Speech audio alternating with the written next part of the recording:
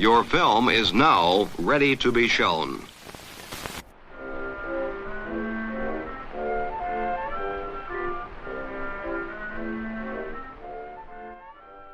Good morning. I'm Justin Hendricks, editor of Tech Policy Press, a nonprofit media and community venture intended to provoke new ideas, debate, and discussion at the intersection of technology and democracy. In this episode, I'm going to turn the mic over to Courtney Radsch, a journalist, scholar, and free expression advocate who serves on the Tech Policy Press board and is currently a postdoctoral research fellow at UCLA School of Law.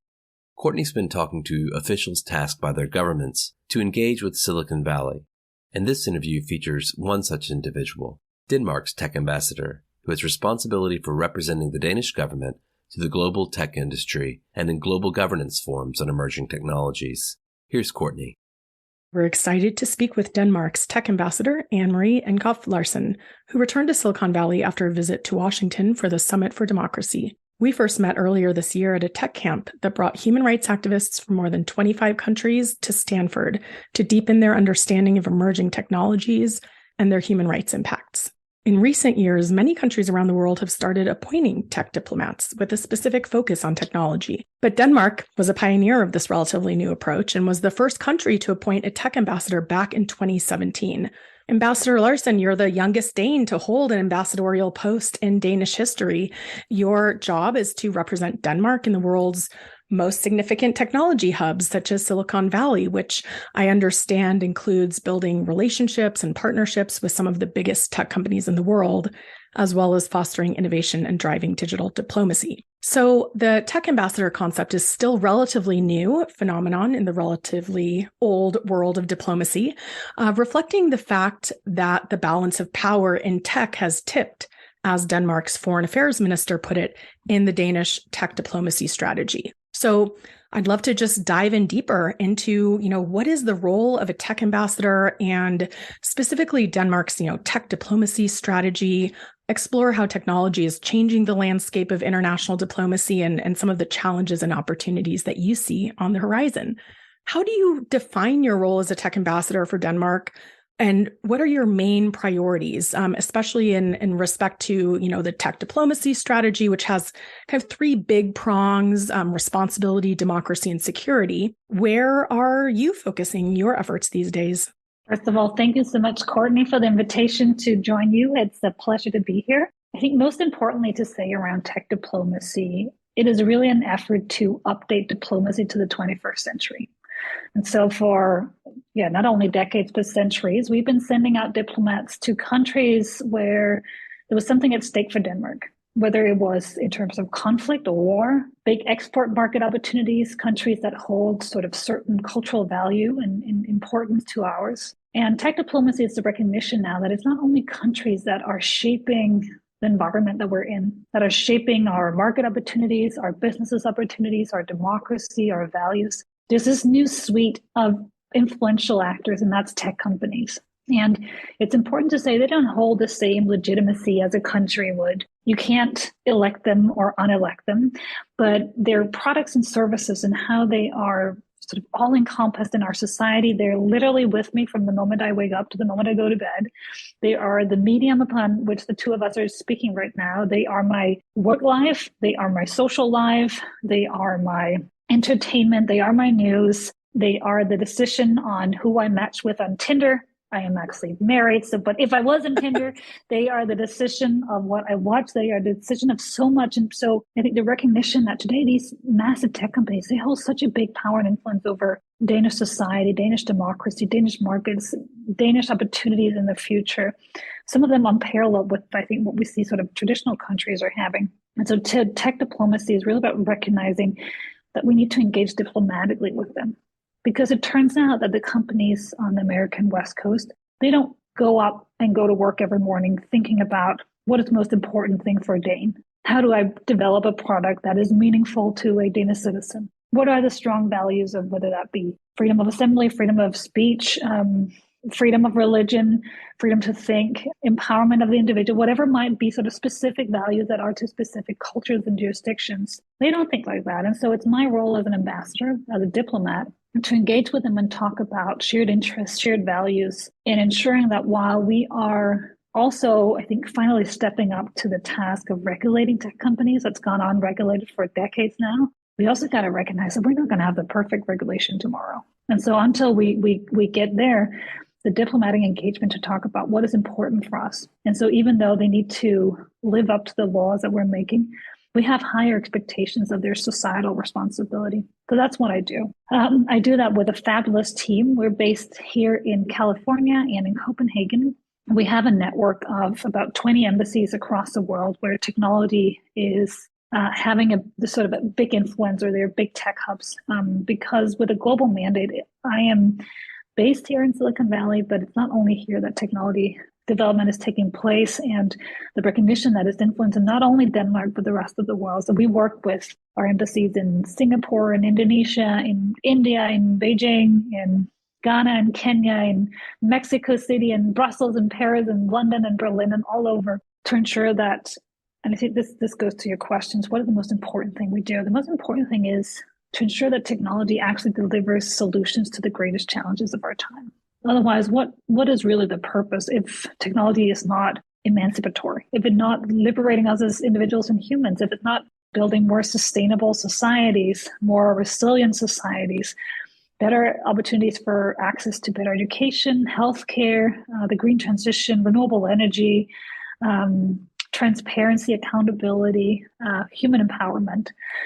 And we do that, as you said, through the Danish strategy on tech diplomacy. It has 3 core pillars. The first, around responsibility, is really working on what does responsible digital innovation look like? But maybe more so, what is unresponsible? What does it look like to build responsibility at the core, and having it, values around responsibility, transparency, accountability, to be a feature and not a bug in the technologies that we're developing. The second is around democracy. I came of age in the 1990s, and that was a time when the world was sort of going towards ever more democracy. There was such a positive note of globalization and sort of a deeper connectedness globally. And now we're seeing a reversing trend. I think we're seeing the multipolarity globally. We're seeing democracy is far from thriving. It's being undermined in many places around the world. Opposition is having a hard time. And so if we are to uphold those values that so many people lost their lives for during the 20th century and the 21st century, and make sure that human rights, democracy, rule of law remains features of the 21st century, we need to build that into our technological systems and the technologies we use. And then the third pillar is around security. And that's really from sort of national security, cybersecurity, and the dual use nature of many of these technologies. That is that it can both promote peace, but it can also very much promote the opposite. And working with the tech industry to ensure that we harness these technologies for building more peaceful, resilient societies rather than the opposite. You raise a couple of really critical points, which is the importance of embedding some of these values in technology and the double-edged nature of technology. And I guess a couple of questions come to mind. One is, are there some technologies that are fundamentally incompatible with human rights and democracy? I've been working recently on thinking about digital authoritarianism. And when you get down to the root of the kind of technologies that are being used for digital authoritarianism, they look a lot like, what we have in democracies. And the real dividing line there is how we govern that, the privacy laws, the democratic oversight, et cetera. So, are there technologies that you think are fundamentally incompatible? And then also, what are you hearing from, these 20 different countries around the world where you have embassies, talking with all sorts of different types of populations with different concerns, but also probably a lot of the same concerns, and wanting to harness the amazing opportunities that technology brings? As you said, Courtney, most of these technologies are dual use. So the same technology that can give you privacy can also be changed slightly to do the very opposite. For me, what's been increasingly important, I think, is to fight for the right to privacy. And that's whether you are living in a EU country or elsewhere. GDPR, so the General Data Protection Regulation in Europe, has really been focusing on the privacy of the individual and how our data is harvested and harnessed and used. I think upholding and ensuring that end-to-end encryption in the platforms and messaging apps that we're using globally. And often there seems to be this impossible relationship between security and privacy. I tend to think of them as a continuum. And how can we ensure that we are addressing security concerns, but without compromising on the privacy of the individual? Now in large scale AI sets, and we talk about how, harnessing AI, whether that's for healthcare, social services, all these opportunities, we need to ensure that we can anonymize data securely and consistent and ensure that that remains that way over time. A lot of our focus is now on also cybercrime is how do we protect the individuals in that? And that's from a security perspective, but part of that also goes to the privacy of the individual. There's been, I think, what are some of the concerns I have around are the specific technologies? Look, I think most technologies are not neutral. They are deeply sort of embedded with values in the way that they are designed and developed, disseminated, applied, regulated, evaluated, who have access to them, who don't have access to them. And so the way that we design them and do that in collaboration between democratic governments, like the one that I represent in tech companies who hold the same values dear, we can actually design technologies that is not facial recognition technology that will be used to increase suppression or surveillance. We can develop technologies that will not increase the dissemination of disinformation and sort of sow seeds of mistrust in societies. We can do the opposite in the way that we're designing and implementing them. I think all of that goes to say that we really got to think about the systems of technologies that we're creating. We got to think about the collaboration that we have between civil society, governments, and businesses. And while we come to the table with different interests at times, we have shared interest in making sure that this does not become a stronger tool for the authoritarians, because it is right now. We see how authoritarian governments are closing down the internet if they don't like the opposition and how it's using the internet. We see how they're using surveillance technologies to prey on the privacy of individual citizens. And so reversing that trend and how we develop those technologies, who we sell them to, and how they're used, I think is up to us.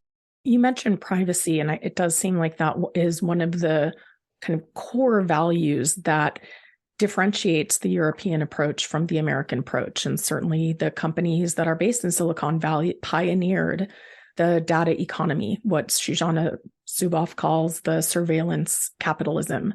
And I'm wondering, how far are you getting in your conversations with tech companies? Because it seems like a lot of the differences there are fundamentally about business models.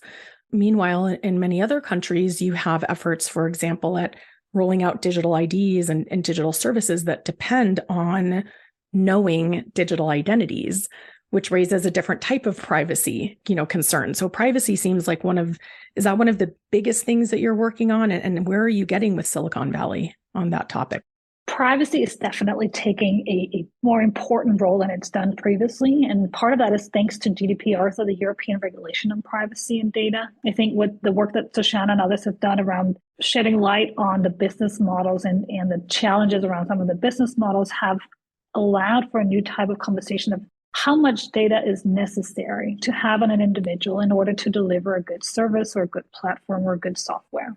Sort of speaking of authoritarian governments and how we can, I think, have a better answer. How do we develop AI services that needs less data, where you need to know very little about you to give you a meaningful experience? And I think that we're starting to see it turning up a tide within the tech companies, recognizing that we don't want tech companies to know about my political preferences or sexual preferences or sort of deepest inner secrets. That's not necessary for me to have a meaningful experience on a video viewing platform or a social media engagement, or whether, what to buy on Amazon. And so by changing the narrative, and I think that's where we want to go with the tech industry and what they're opening up for us, also saying, you need to know less about us because we are uncomfortable with you knowing this amount of information. Also because we can't simply back on the fact that it is not just about who do you trust, but it's about building systems that we trust in general. And so whether you are using this platform from Denmark or from California or from Myanmar or from Australia, because these platforms are they're multinational, they're global in scale. And so by coming from a democratic country, developing more technologies where the business models is dependent on less information, personal information about you, higher privacy and integrity. And we see how, companies like Apple, I think, are really maturing in this space in terms of saying, more privacy is good. We are a privacy company, and we see that also faring really well with customers. So all that is to say, I think we're starting to see a change to some degree. I think we still have some legacy in some of the business models that are dependent on a high degree of personalized information from the individual. We're hoping to see much less of this. The new EU regulation is also going very close and saying for young adults and for kids under 18, we want to have as little information about them as possible. And then from a government perspective, how can we build what Francis Fukuyama, I think, calls middleware? Some of that might just be a digital identity where you don't need to know anything about me, whether the only thing you need to know is whether I'm over 18 or under 18 in order to access a specific service. You don't need to know my gender, my location, what I've been buying or searching or doing online. And a lot of the conversations I have with the tech industry here is there is a moment right now where in the terms of development of new platforms, of new services, of new AI, how can you invest into building AI systems that fundamentally needs less information about me in order to deliver better products? Because that is where I think individuals and citizens in sort of liberal states want to see the tech development go. That seems like the right approach for where we are now with technology, especially platforms. But we are now entering the era of generative AI, which is built on these vast data dumps and scraping of the web and other sensorial data, all sorts of data. And, some research by internal experts at a company that were then fired and not allowed to publish it showed that you have to sacrifice either security or accuracy, privacy or accuracy in these generative AI models. And you've talked about at the tech camp, you talked about some of your concerns about recent advancements in AI and the impacts they're going to have on attention, engagement, invasiveness. You had mentioned mind reading. That seems to go in the exact opposite direction of the GDPR. Like, yeah, you might not know my age, but you know my thoughts. So can you talk about how you're thinking about generative AI? Where does that fit in? What are you working on in this respect? And what are you hearing from Silicon Valley? It feels like living in an age of exponentiality when it comes to generative AI these weeks and months. From when ChatGPT was something we sort of played around with, just before Christmas and early New Year's, less than 3 months ago, it was fun and exciting. And now we are seeing the massive use cases and massive influence in I want to say, exponential growth of this technology. And that certainly, I think, brings both incredible opportunities but also massive disruptions. And because of the potency of that technology, I do think that erring on the side of caution, not to be a Luddite or not to be anti-tech, but simply saying that, right now in the EU, we're negotiating AI regulation. We got to have proper time because when 27 member states covering more than 350 million citizens in 27 different governments need their own processes, we cannot and we should not, create regulation within days or weeks or even months. It is a bureaucratic and slow process because we designed it that way for people to have voice and influence, for civil society to have a meaningful engagement in these processes.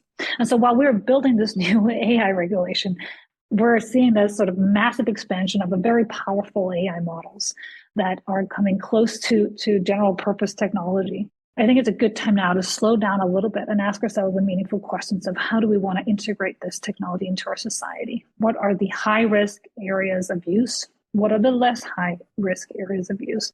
2 months ago, I think we had a hard time foreseeing how generative AI could do more than create funny speeches or monologues about oneself. Dolly coming up with a funny picture based on an interesting prompt, to now looking at how they are used across workplaces, universities, schools, newspapers, articles, lawyers, like in so many professions, and really profound. We've been seeing a lot of the sort of deep fakes that's been coming out. They are getting really good. They are getting really close to what looks like the truth without it being the truth. And so in that respect, I think erring on the side of caution, having consideration for how we employ them, and getting from a policymaker's perspective, a full visibility to what is the power of these technologies, how can and will they transform them, what areas do we need to be specifically focused on, and then I think it's okay for us to say we're not going to implement them across all sectors yet. Some of the business to business on optimizing energy use in your warehouse, if you can use GPT-4 for that, great. When it comes to changing how we're doing our basic welfare systems and benefits, how we are operating on sort of in the legal domain, whatever it might be, where there's sort of a human implication and where there could be concerns around individuals and citizens, we got to be much more aware of what are both the opportunities, but also the risk and perils of these technologies. It feels like there's a tension between the European approach, which I really appreciate as an American, where it feels like a lot of our policymaking is dominated by lobbyists and special interests, whereas in Europe, it seems to be a much more consultative and deliberative process that can actually lead to things, as we've seen with the Digital Services Act and the GDPR you mentioned. But it also feels like there's a tension. As you said, we're in the era of exponentiality. And just a couple of months ago, very few people were really understanding just how exponential and impactful this technology would be, universities, law, journalism, et cetera. So do we have time to regulate? We haven't even managed to figure out how to regulate social media platforms. And, meanwhile, they've completely shifted geopolitical dynamics and democratic elections and non-democratic elections alike. Can we regulate these meaningfully, or are we just going to be left trying to work around the edges and make sure that, if an AI system is deployed in a social welfare decision or law enforcement, et cetera, that there's some awareness? It just seems also like that's insufficient. I just listened to a story about someone who was arrested in a state to be extradited based on a facial recognition match on a video, an African American who had never been to that state, and he didn't even know, why he had been arrested. Is this technology going to move too fast and it is already getting incorporated into business models and services? Are we going to be able to regulate it? There was that letter from, 1,000 tech executives, including some of the top names like Elon Musk, et cetera, who have a vested interest in using these technologies about the need for a moratorium. We've got Italy restricting ChatGPT's use in that country. It just seems like we're all over the place. So how do you balance that need to address the very real, very acute impacts and the need, as you, I think, rightly suggested, for a deliberative and informed approach to regulation?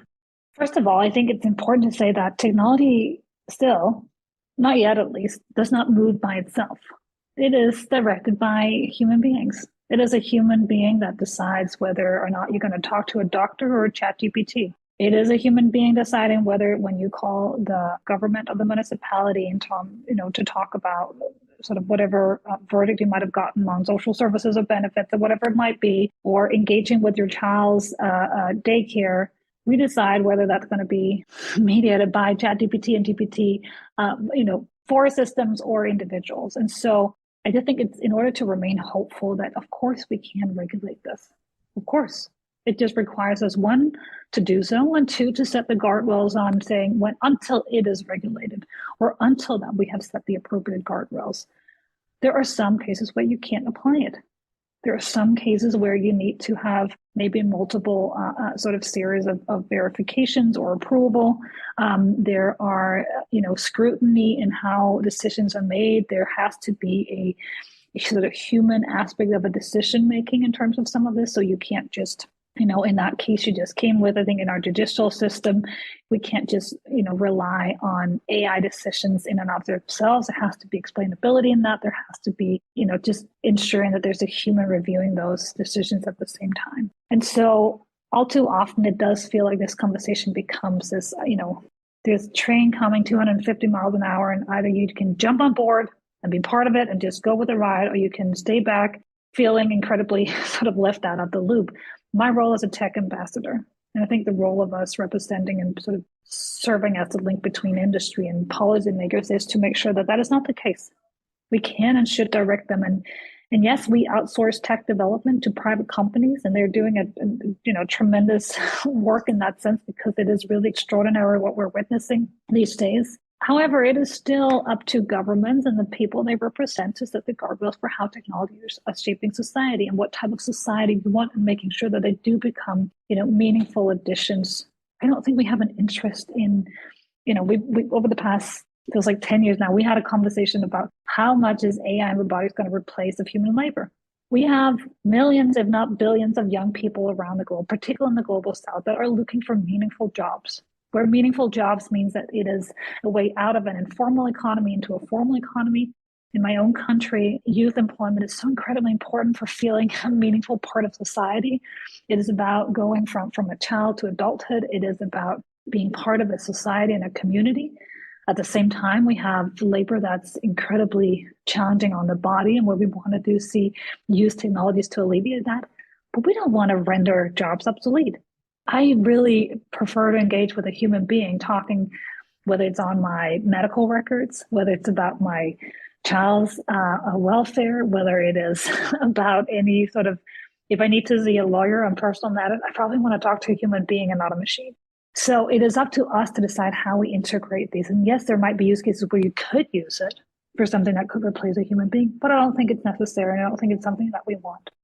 So what I see right now is that it is excellent that people are logging online and trying ChatGPT, they're trying DALL-E and all these new types of generative AI systems to get a sense of what they are without all of us being software engineers. And then at the same time, insisting whether, the Danish Minister for Digitization will be visiting Silicon Valley in about a month from now to do exactly that, to talk with the industry that are developing these new AI models and saying, what are the expectations from the perspective of a Danish politician representing Danish citizens? How do we see the opportunities of generative AI for positive, meaningful engagement in our society? And what are some of the risks that we want to be sort of ensure are addressed? So that brings us to, I think, a really interesting part of Denmark's AI strategy, because it explicitly deals with an issue that affects Denmark as a Danish-speaking country, but also many countries of the world that use what are considered low-resourced digital languages. And, the digitization of language and their use in training models is really important for, where we're headed with generative AI. So can you tell us more about the Common Danish Language Resource, more about this pillar on open public sector data for artificial intelligence, right? Our systems are only as good as the data that they get. And to what extent are you hearing from the companies in Silicon Valley any interest in thinking about Danish, thinking about how to make these resources better, more effective, more accurate, et cetera, in some of these low resource digital languages? This is something that's very, very close to, I think, both my heart and the role of us representing a small country. It goes a little bit to the question you also had before, what's the difference between the European approach and maybe the American approach to this? I think, first of all, Europe is more regulated on average than the US. And there are many reasons for that, and we can dive deeper into that. But when it comes to technology, part of it is also going up. We are many different states in Europe, very different languages, very different cultures. Coming from one of the smaller states among those, knowing how much our culture and with that, the social fabric of our society is dependent on an integrity of our own language, and how that language have deep roots to our sort of ancestral history, to how we understand each other, to how we understand ourselves in the world. It's important for us that it's not sort of replaced with just that there's technology systems that are based on English, and then there's Danish sort of representing the old world where things are very analog. So what we do in the Danish AI strategy and our own approach to it, one, we recognize there's probably not a lot of other countries out there that's going to make Danish data sets available. So we will do that ourselves, and making sure that we do have a resource. And we now have a digital platform that's called languagetechnology.dk, which is about giving access to resources in Danish data sets for training purposes of AI systems. We worked with a couple of the big platforms. So the Kingdom of Denmark is not only Denmark, but it's also including the Faroe Islands and Greenland. Greenland has, I think, about 30 or 40,000 inhabitants, an Inuit language. So very, very small group of citizens, but very, very influential, important, and even more important, I think also that you can connect with your language because language is part of a culture. And it's not all of the tech platforms that have their app stores available in Inuit language. It's not all of them that's been able to accommodate. And so that's been a really big priority for us, is to work with the big platforms to say, there is a societal responsibility. And it goes back to that pillar in our strategy that's about the societal expectations and responsibility of large tech platforms. It might be that the biggest money can be made on English or Spanish or French-speaking aspects of their platforms, but Danish, for the 6 million Danes we are, or Inuit for the 35,000 citizens in Greenland, is so important for those technologies that they're developing to be a meaningful addition to our society and to be viewed positively for that sense.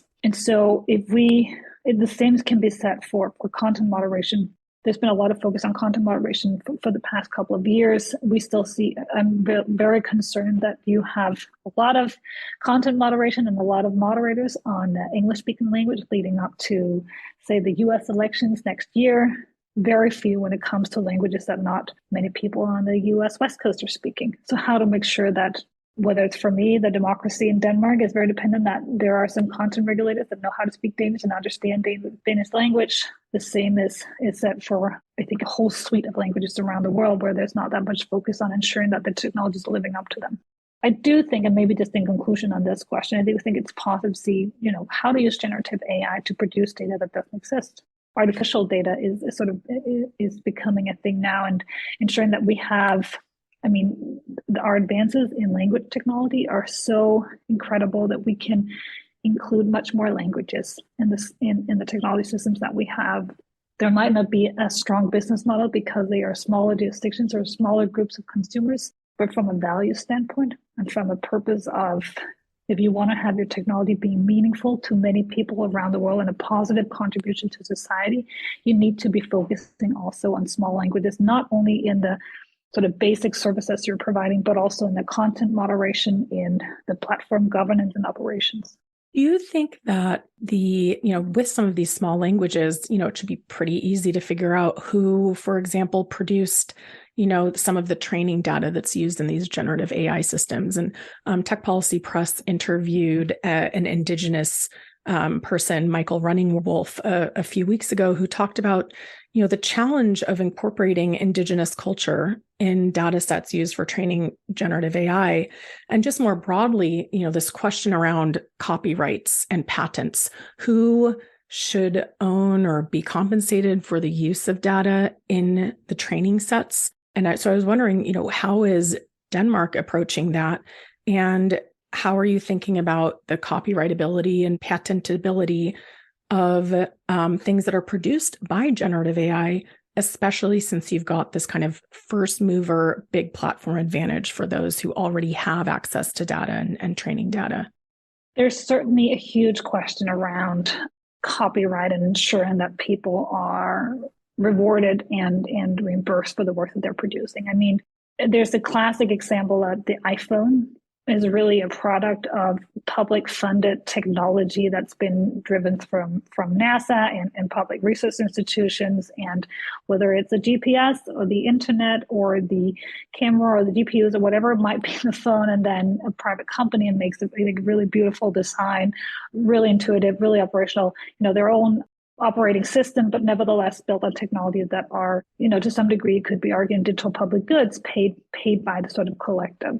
As we're moving into a new era where we want to see large platforms being much more sort of focused and cognizant of ensuring that smaller languages are represented, that sort of minority culture in whatever shape or form is represented in their models, those individuals or communities or governments delivering the data sets or the inputs for that are compensated, in particular when it goes to communities and minorities. I think we can talk about sort of Danish public investments into digital infrastructure. That's part of how our society and our welfare model is functioning, and it's always been like that. So providing a critical digital infrastructure in a public-private manner is something we're quite used to, and I think we have ways for ensuring that. But when indigenous groups, for example, are providing their language through data sets or whatever is that a medium it might be, they need to be compensated. If we only think about technology as being defined by 6 or 7 of the largest platforms, and then they are the ones to sort of drive technological development, technological infrastructure, and that technology that is supposed to deliver meaningful answers on a sort of an array of challenges in society. We reduce technology to something that is flawed. I believe that by thinking about digital public goods, for example, how can Indigenous communities develop their own technologies? How do we think much more about open source platforms where you can run your own data sets based on your own languages and outcome sort of, amazing technology applications on the other side? So digital public goods, open source approaches to software, public-private collaboration. So we don't reduce ownership to only, 5 companies, and then it's sort of a negotiation with them and an individual where there will often be a power asymmetry on whether or not you are compensated or not, but allowing for much more open, co-creative data economy. And I think a technology economy where we don't become just the tech takers, but all of us become a little bit more of the tech makers. And I know it might sound like a bit of a sort of a utopian idea that can be possible. But I do think that these sort of original ideas and how we've been seeing open source and a lot of what, even with generative AI now, how people are using it and creating their own systems based on creating their own applications is much more positive for thinking about future tech development, rather than it always have to be a negotiation between a sort of a small party and a large tech conglomerate, where it almost seems as a sort of David versus Goliath in terms of ensuring that you get adequate funding. We've been seeing when it comes to the news media bargaining code. So how do you compensate media for the journalism, sort of journalistic integrity and content they're producing, but that's been used by the large platforms? I don't think we fully figured out the best way yet. There's a compensation model now that's taking place in Europe. It's being integrated across the different member states in the European Union. And so far, it's sort of the money that's being transferred between large tech platforms and news outlets. It sort of covers maybe one journalist per news outlet per year. That is not really changing significantly the business model. It's not really supporting media integrity and a sort of free press. So we need to think much more about how do we create much more open, collaborative, co-creative systems in that sense. With the EU, approach to copyright, rethinking copyright, I think, differs from, for example, the Australian approach, which is more about, collective bargaining, et cetera. There's, a lot to be thought about there, especially as we see Canada and maybe the US reintroduce legislation and threats by, some of the major social media platforms to cut off news. Do you think that the platforms, just briefly before we wrap up, should the platforms be in the business of deciding which news outlets get to be on that platforms or not? And, I got to ask you, since we're seeing this whole flare up with Twitter labeling National Public Radio, state controlled media, and then BBC, and relabeling them as government funded, this seems to have reemerged into the public sphere. How are you as a diplomat working with Silicon Valley to think about their responsibility to support a free, independent, and sustainable press? I think really part of the answer was in your question, Courtney. No, of course, it shouldn't be up to the big platforms to decide which free media should be on their platforms or not. And I think it is a worrying trend that we're starting to see that when there was a dispute between Australia and Facebook, or the parent company Meta, around how to organize and especially how to sort of bear the cost of the content created on their platforms. And so we saw, Meta briefly cutting off most of the Australian media for a short period of time a few years ago, really sort of shown the immense influence and power these platforms have. Yet at the same time, as how dependent they are on the news creation that is coming from independent media. So I think whether we like it or not, we need to recognize that there is a very, very intimate relationship now between traditional media and social media. And they are both dependent on each other. Traditional media, we also got to recognize that we have a challenge in our society, which is that most people prefer to watch, stupid TikTok videos rather than reading a well-researched, well-informed article in the New York Times. So part of it goes on us, I think, as governments and citizens and individuals, how to make sure that we're not reducing our attention span to dance videos and what some might say at times meaningless content, to actually engage and have the bandwidth and sort of brain capacity to read proper news. That's one. Two, making sure that this very intimate relationship does not become antagonistic, but that they not need to start seeing that this is not a competition between two parties on who gets what share of a product in terms of sort of monetary value, but thinking about a shared opportunity for providing truthful, high integrity content information to a broad public. Between sort of the traditional press and social media, that is really the new town square. It's the backbone of modern democracy, and it is the key way for how we influence our thoughts and opinions, our democratic dialogues and conversations, our disagreements. And in societies that are increasingly bifurcated, if social media and traditional media don't find a way to try and solve this altogether, they're both going to be, I think, culpable in what can be a deterioration of our society in that sense.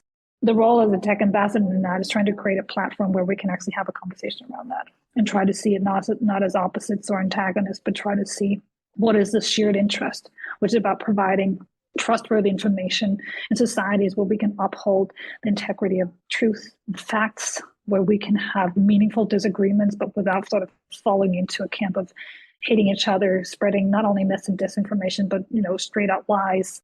The role of conspiracy theories in our societies, how it's taking such a strong hold in very ordinary citizens who used to be, not sort of falling into those traps. I think it is a shared challenge. And I find there to be a more mature conversation around that with the tech industry, also with the traditional media.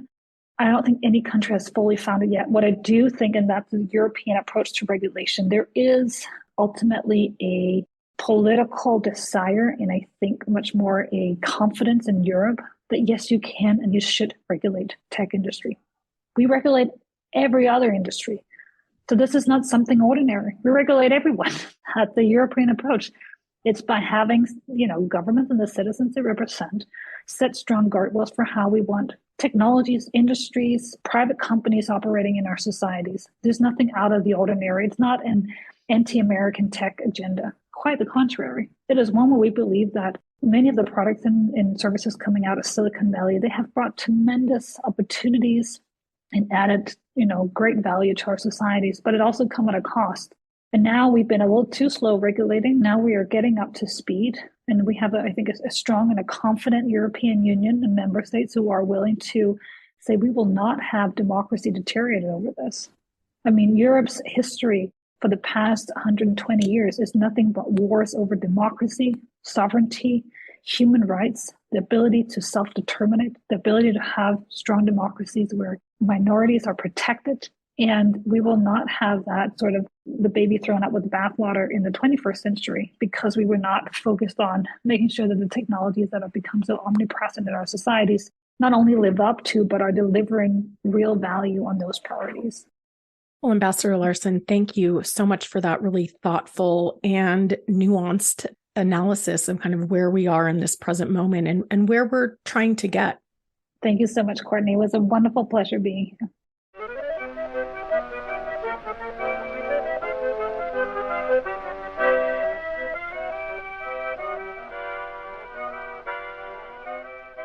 That's it for this episode.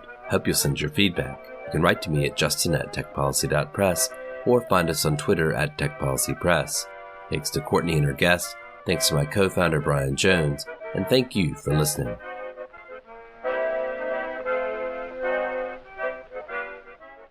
Tech Policy Press.